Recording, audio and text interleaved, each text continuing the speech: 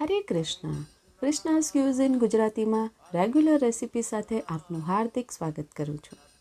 જેમ કે આપણે પૂરી બનાવીએ છીએ એમાં અલગ અલગ પ્રકારની પૂરી બનાવવામાં આવે છે. સાદી પૂરી, મસાલા પૂરી અથવા તો કડક પૂરી. આજે આપણે બનાવવા જઈ રહ્યા છે મગની દાળની પૂરી. અને આ જે પૂરી છે એ જે એક બેડમી પૂરી અથવા તો કચોરી હોય એ ટાઈપની બને છે. આ પૂરીમાં આપણે અમુક મસાલા ઉમેરી અને તેને બનાવીશું. પૂરી બનવામાં એકદમ ક્રિસ્પી બને છે અને તેને લાંબા સમય સુધી સ્ટોર કરી શકો છો.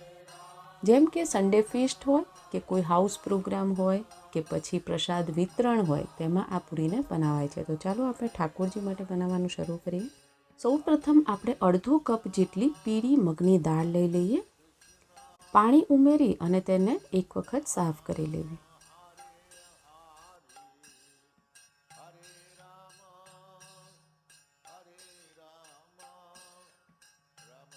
દાળ ધોવાઈ જાય એટલે તેમાં 2 કપ જેટલું પાણી ઉમેરવાનું.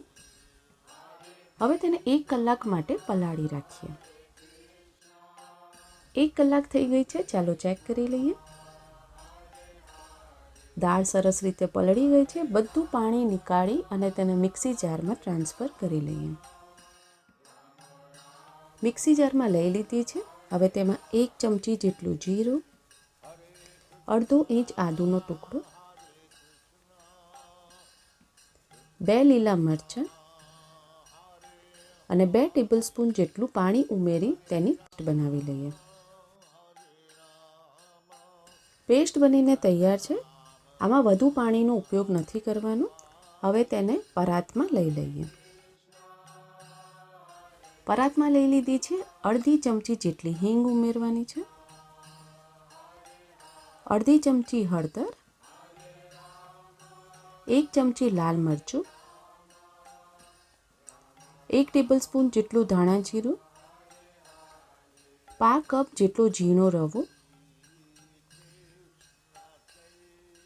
1 ચમચી જીરું અને સ્વાદ પ્રમાણે મીઠું, 2 ટેબલસ્પૂન જેટલું તેલ ઉમેરી લઈએ. 2 ટેબલસ્પૂન જેટલી કસૂરી મેથી.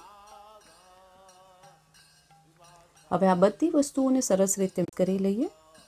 આ રેસીપીમાં આપણે જે પણ વસ્તુઓનો ઉપયોગ કર્યો છે તેની યાદી ડિસ્ક્રિપ્શન બોક્સમાં આપી દીધેલ છે, ચેક કરી શકો છો.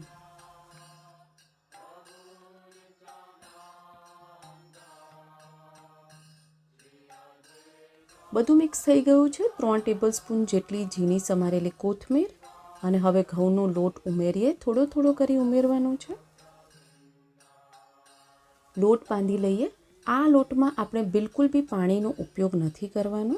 તો થોડો થોડો કરીને લોટ ઉમેરતા જઈએ અને તેનો એકદમ કઠણ પણ નહીં અને ઢીલો પણ નહીં એવો લોટ આપણે બાંધવાનો છે.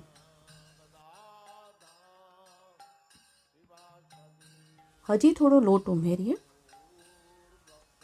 જો તમે આ જ બધી પ્રસાદની રેસિપીઝ ઇંગ્લિશ અથવા તો હિન્દીમાં જોવા માંગતા હોય તો એ બંને ચેનલની લિંક ડિસ્ક્રિપ્શન બોક્સમાં આપી દીધેલ છે.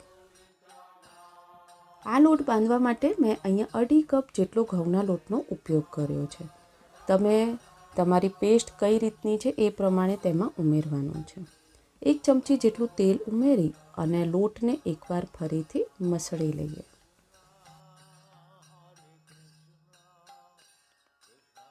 લોટ બિલકુલ તૈયાર છે. હવે તેમાંથી લુવા પાડી લઈએ. મીડિયમ સાઇઝની પૂરી જે બનાવવાની હોય એ સાઇઝના આપણે લુવા વાળવાના છે.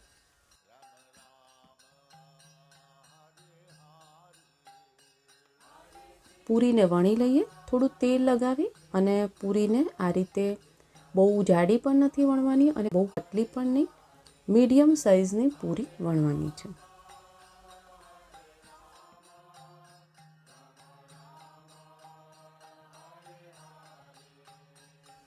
આ પૂરીમાં આપણે અટામણનો ઉપયોગ નથી કરવાનો. આ રીતે થોડું તેલ લગાવી અને પૂરીને વણી લેવાની છે. પૂરીને તળવા માટે તેલ પહેલેથી જ ગરમ કરી લીધું છે. હવે તેમાં પૂરી નાખી અને તેને મીડિયમ ટુ હાઈ ફ્લેમ પર જ તળવાની છે, ધીમા તાપે તળવાની નથી. આ રીતે જારાથી થોડું થોડું દબાવતા રહીશું તો પૂરી એકદમ ઉપસી જશે. બંને બાજુથી ગુલાબી કલરની થાય ત્યાં સુધી તળી લેવી. અહીંયા તમે જોઈ શકો છો કે પૂરી એકદમ સરસ રીતે ફૂલીને તળાઈ ગઈ છે. તેને પ્લેટ લઈ લઈએ. આ જ રીતે બધી જ પૂરીને તળી લેવાની છે.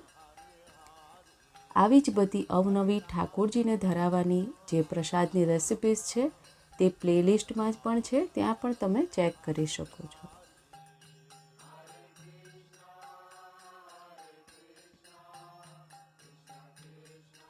અહીંયા મગની દાળની પૂરીને બટાકાના રસાવાળા શાક સાથે સર્વ કરી છે. તમે અથાણા સાથે, રાયતા સાથે કે દૂધ સાથે પણ તેને સર્વ કરી શકો છો.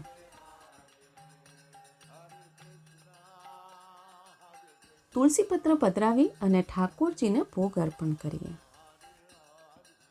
ઠાકોરજીને ભોગ લગાવી દીધેલ છે. જો રેસીપી પસંદ આવી હોય તો બનાવીને ઠાકોરજીને ભોગ અર્પણ કરવો અને પ્રસાદના રૂપમાં ગ્રહણ કરવી.